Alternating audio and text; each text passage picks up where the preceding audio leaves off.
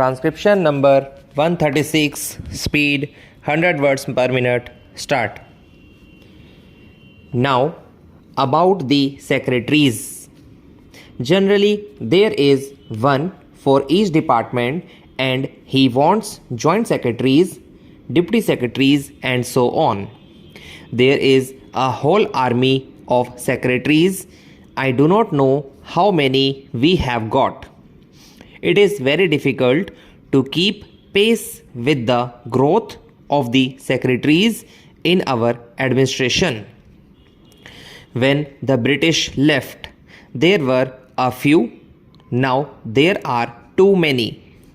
I am not at all suggesting that the number should not have increased. Our Prime Minister is quite right in saying that the administrative work has increased many times, 50 to 100. I do not know whether it is 50 to 100 times, but much of the work is not worth having, because if you assess the work properly, then you will find some of the useless things need not be there at all. However, I concede that point that we would require perhaps more ministerial servants in the various departments, more undersecretaries, assistants, stenographers, clerks, and so on. I concede that point. But are we not having too many secretaries? I know what work they are doing. Is there any proper check on that? Most of the work that goes in their name is actually done by people about whom we never discuss, whose merit we do not take into account, who are much maligned in the public administration of our country, the men in the lower rung of the ladder of this public administration. These assistants and others do a lot of work, and it is a very good thing. We are a cultured people, we are a civilized people, and we are a people with initiative. Now, when they feel that they are the functionaries of the government of a free country, naturally they would like to put their very best, and in fact they are doing so. Unfortunately, their efficiency is not given either due recognition or due incentive, which is required in order to tone up the administration and improve the affairs in our public administration. We should reject this idea of administration by the secretaries. We have got a parliament, we have got a ministry which is supposed to be responsible to the parliament. Howsoever irresponsibly at times it may behave constitutionally, it is supposed to be responsible to parliament. And then we have got a big administrative setup of the government of India. There are people of efficiency, people who are not recognized, who nevertheless discharge their duties effectively. We want to improve the pace of the administration. We want to democratize our administration. That is the crux of the problem. You cannot have initiative and efficiency until you have our administration democratized. There is bureaucracy, there is soullessness at every point in our administration. I do not know how many of you have talked to the secretaries of the various departments. I have talked to some of the secretaries, but sometimes I feel as if I were talking to the useless persons. One does not see any reaction on their face. I feel that it is a machine that I am talking to. It depresses me, and I am sure many other people also feel depressed.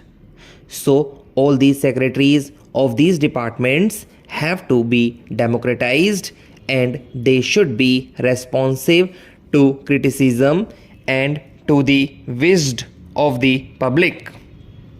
It all depends on how you talk to the public, how you listen to them, what you gather from what the people say. Not that always they say the right things, but sometimes they say very good things, and such things should be properly gathered. This is not done. Therefore, what is of vital importance for us for improving the public administration in our country is to democratize the administration and do away with the bureaucratic cold-bloodedness that exists in our public administration today.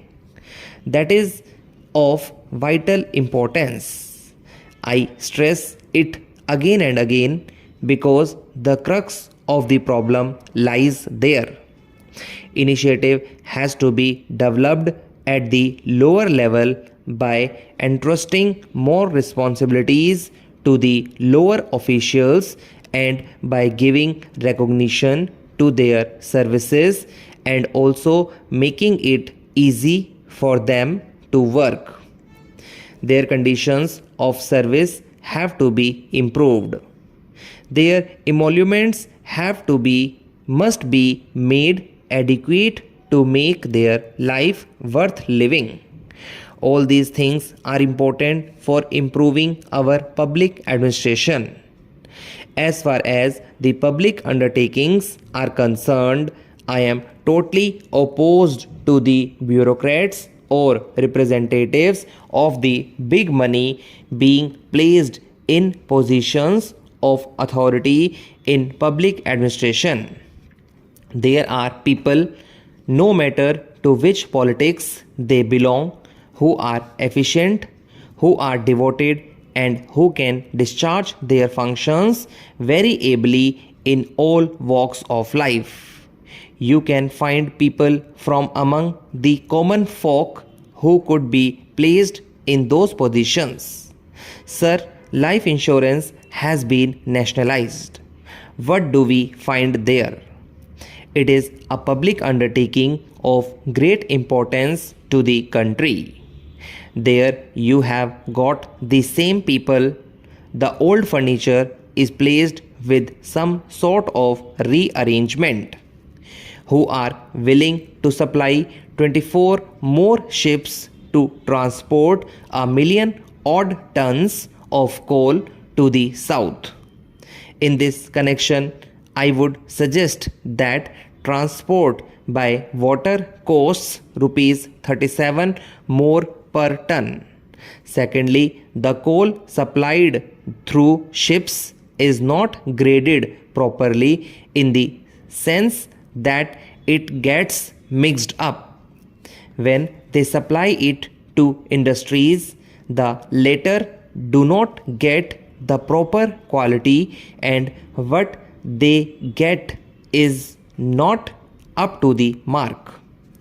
These things should be taken care of while diverting more and more coal towards the south through waterways. Sir, I have to say another thing.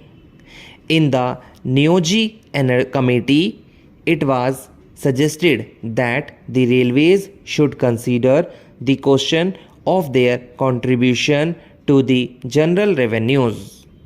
I do not say that the contribution from the railways to the general revenues is not good.